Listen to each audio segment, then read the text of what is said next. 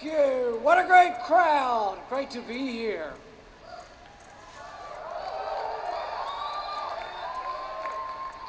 Imagine with me for a moment. Imagine a time when liberty is again spread from coast to coast. Imagine a time when our great country is again governed by the Constitution. Imagine a time when the White House is once again occupied by a friend of liberty.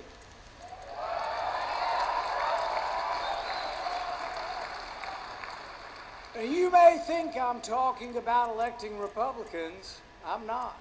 I'm talking about electing lovers of liberty.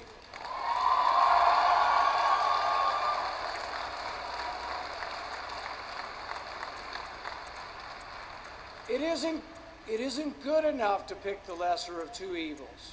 We must elect men and women of principle and conviction and action who will lead us back to greatness. There is a great and tumultuous battle underway for the future, not of the Republican Party, but the future of the entire country. The question is,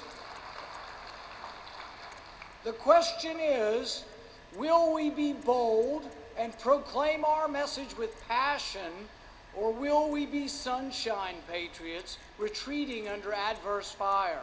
Will we be firm in our convictions, or will we cower, defeated, and meekly dilute our message? Will we water down the Bill of Rights, or will we be all on fire like the unstoppable William Lloyd Garrison? For 30 years, Garrison stood as politicians whimpered and compromised and left their fellow man in bondage. Garrison would not. He could not sit quietly by. He rose above those politicians that would leave the country half free, half slave. His voice was unwavering.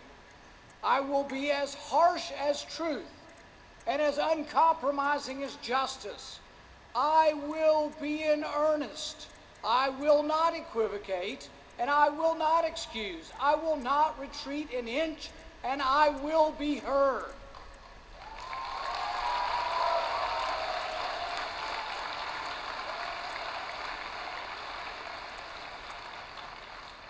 Will you, America's next generation of liberty lovers, will you stand and be heard?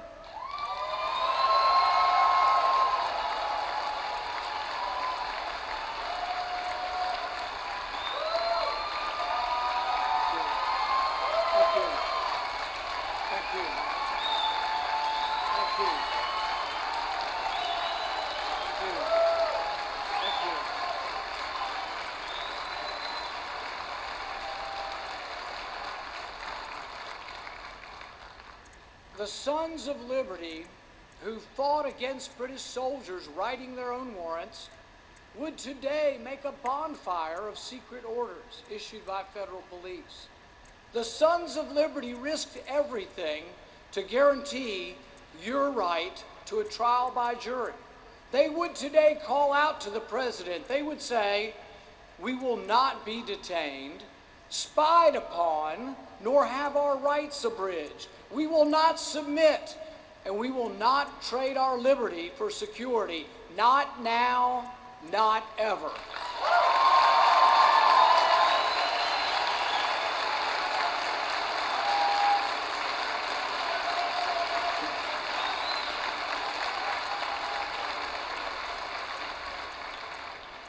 Yet, as our voices rise in protest, the NSA monitors your every phone call. If you have a cell phone, you are under surveillance. I believe what you do on your cell phone is none of their damn business.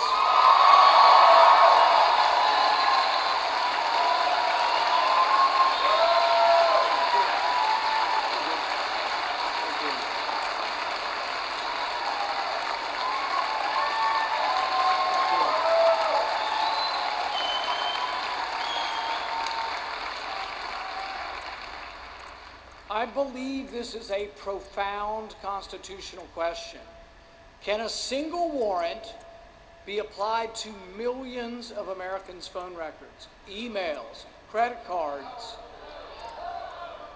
The government says, and I'm telling you the truth, this is what your government maintains. They say you don't own your records, that your visa statement does not belong to you. I disagree. The Fourth Amendment is very clear. Warrants should be issued by a judge. Warrants must be specific to the individual.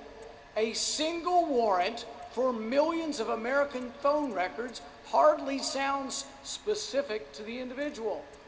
Warrants are supposed to be based on evidence of probable cause that an individual has committed a crime. Generalized warrants that don't name an individual and seek the records of millions of individuals goes against the very fabric of the Fourth Amendment. John Adams wrote that James Otis's protest against generalized warrants was the spark that began the American Revolution. There's a great battle going on. Don't forget it. There is a great battle going on. It's for the heart and soul of America. The Fourth Amendment's equally as important as the Second Amendment, and conservatives cannot forget this.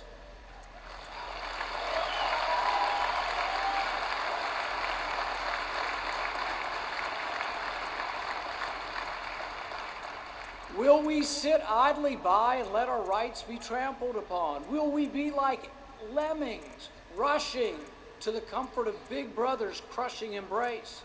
Or will we stand like men and women of character and say, we are free, and no man, no matter how well-intentioned, will take our freedom from us?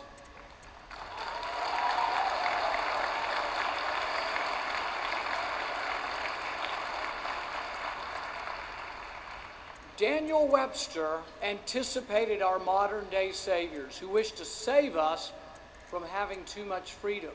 He wrote, "Good intentions will always be pleaded for every assumption of authority.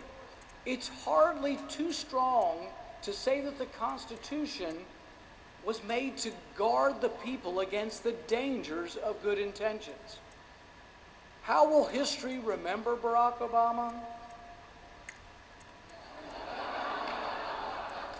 To those who had hoped that President Obama would somehow be a champion of civil liberties, Roger Waters might ask, did they get you to trade your heroes for ghosts? Did they get you to exchange a walk-on part? Did they get you to exchange a walk-on part in the war for a lead role in a cage? I don't question President Obama's motives, but history will record his timid defense of liberty. When Congress passed legislation allowing for the indefinite detention of an American citizen without a trial, he shamefully signed it while promising not to use such a power.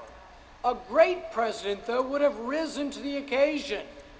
Instead of merely suggesting that he wouldn't use this dreaded power, a great president would have taken pen in hand and vetoed this abomination.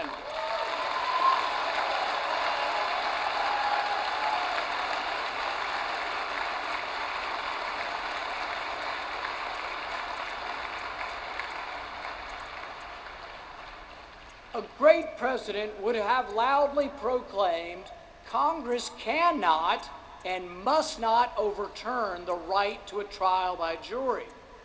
A great president would have protected us from the prying eyes of the NSA.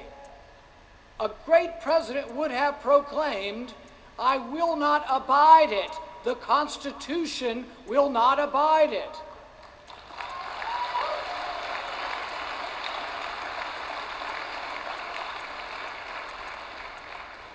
Our forefathers fought for the right to trial by jury so that not one innocent man would be wrongly imprisoned. Remember Richard Jewell? Everybody thought he was the Olympic bomber. He was convicted on television with no jury, no trial. Only problem was, he didn't do it. Had he been a black man in the South, In 1920, he might not have lived to prove his innocence. Anyone with a memory of the times in our history when we didn't adequately defend everyone's rights, when we didn't adequately defend everyone's right to a fair and impartial trial, should stand now and be heard. We must defend our rights.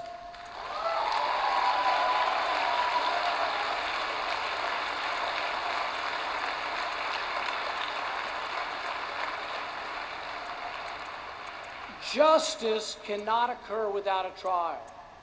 This fact should be abundantly clear to any group that has ever been persecuted. You can be a minority by the color of your skin or the shade of your ideology. Anyone who's ever paddled upstream, anyone who's ever been a minority of thought or religion, anyone who's ever taught their children at home or sought to pray to God without permission should be alarmed that any government might presume to imprison without a trial.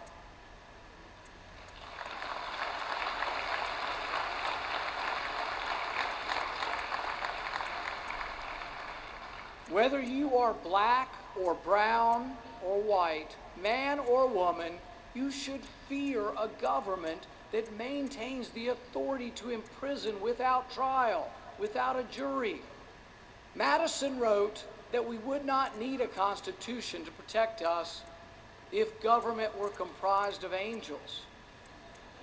Guess what? Madison readily admitted we weren't likely to ever be guided and governed by angels. It isn't so much what President Obama has done, although he's done a lot, none very little good. But it's not that what he's done with his usurpations of power as much as it is the precedent that it sets for lawlessness that may follow. If the executive branch can initiate war, if the executive branch can detain citizens without trial, if it can amend legislation, if it can declare to Congress that Congress is in recess, then government, unrestrained by law, becomes nothing short of tyranny.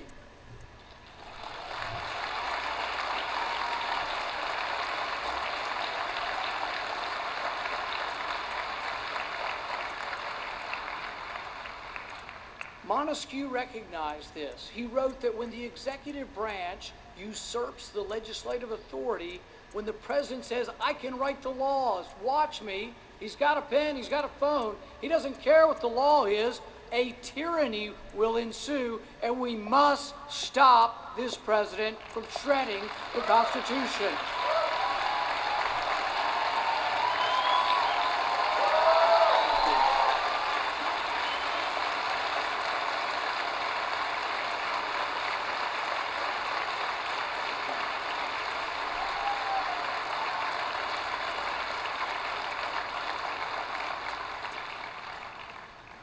It isn't just the harm that this president is causing. It's the future harm that he allows by destroying the checks and balances that once restrained each of the branches of government. Progressives, by their own assertion, don't want to be bound by any original intent of the Constitution or its authors. They believe the Constitution is whatever the majority says it is. Progressives believe that a majority may separate you from your rights. Jim Crow, the Japanese internment, today's indefinite detention without trial only occur when we allow our God-given rights to be abridged by a majority vote. Our rights are inherent. They're inseparable from our person.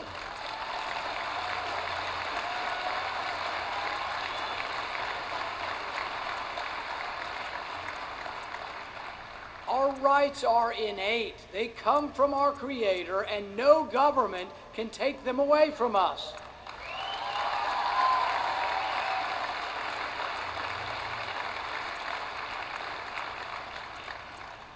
The Constitution merely codifies what exists before all time.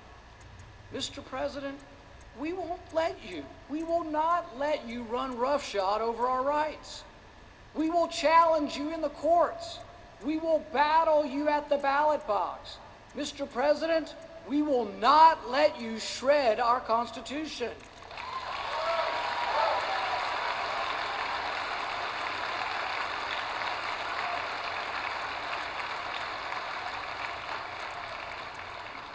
Our future hangs in the balance. We can debate a jobless recovery, an alarming debt, a bothersome and abusive regulatory state, but know this: you can't have prosperity without freedom. It isn't a message of the haves versus the have-nots, the rich versus the poor. It's a message for anyone who wishes to own their own destiny. America's greatness will not flicker if we believe in ourselves, believe in our founding documents, believe that all men are created equal and that everyone can succeed. That brings freedom. It brings it not only great prosperity, but extraordinary generosity. Anybody think it's great to be poor in Cuba? America's the most generous nation on earth.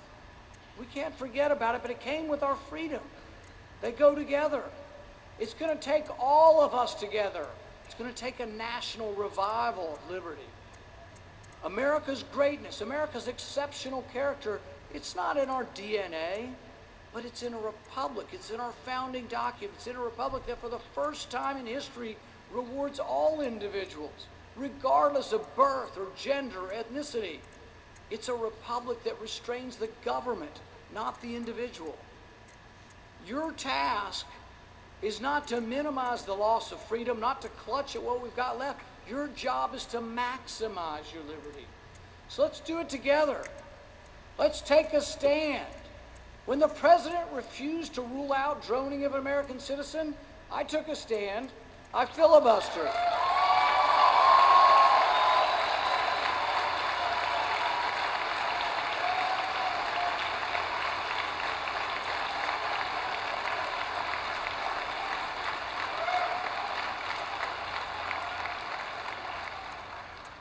Some things are worth fighting for.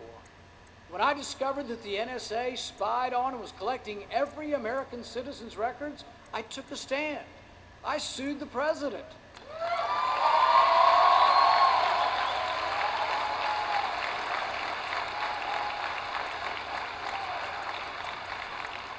It is decidedly not a time for the faint of heart.